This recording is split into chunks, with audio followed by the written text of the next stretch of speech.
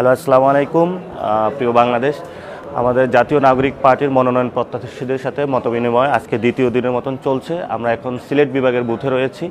আপনারা দেখতে পাচ্ছেন যে আমাদের কর্মযজ্ঞ চলছে। আমাদের এই পর্যন্ত প্রায় ১,৫০০ যারা মনোনয়ন নিয়েছেন, আমরা প্রত্যেকের 1-to-1 ভাইভা নিচ্ছি এবং প্রত্যেকটা বুথে আপনারা দেখতে পাচ্ছেন যে রাজশাহী বুথ রয়েছে, এখানে ওনারা ইন্টারভিউ নিচ্ছেন এবং প্রশ্ন করছেন। আমাদের ডেডিকেটেড টিম যারা রয়েছেন এবং রাজশাহী বিভাগের সম্মানিত সাংগঠনিক সম্পাদক ইমরান ইমনের নেতৃত্বে এখানে ওনাদের সাথে মতবিনিময় করা হচ্ছে।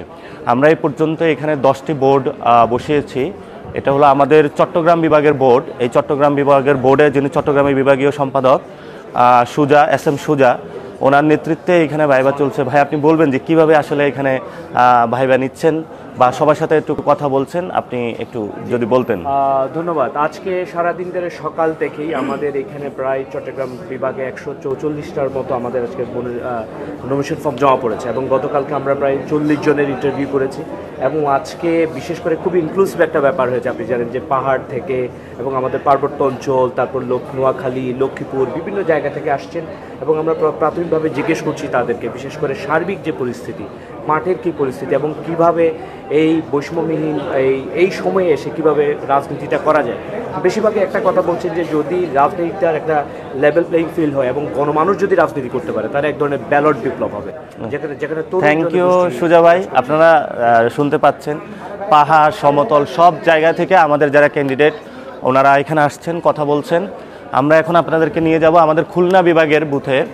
খুলনা বিভাগে এখানে খুলনার যিনি বিভাগীয় সম্পাদক আমাদের ফরিদ ভাই রয়েছেন। ফরিদ ভাইয়ের নেতৃত্বে এখানে একটা ডেডিকেটেড টিম কাজ করছে।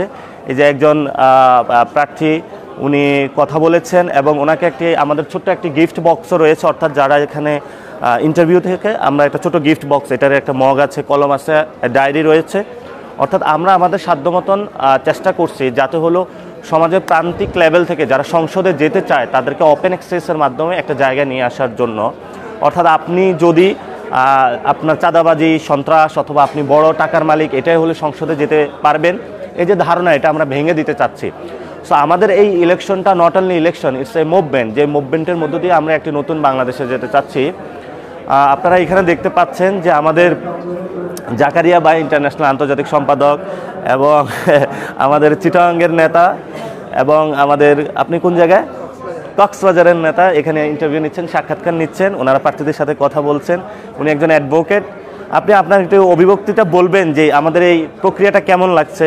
করা উচিত, কারণ কি প্রত্যেকটা দল থেকে যারা প্রার্থী হয়ে আসবে আসলেও তারা প্রার্থী হওয়ার যোগ্যতা রাখে কিনা, না শুধু এমনি নমিনেশন নিয়ে আসবে। কারণ আমি যে কাজ করব, কেন কাজ করব, কাদের জন্য কাজ করব, কি কাজ করব, আমার সেটা জানতে হবে এবং জানাতে হবে।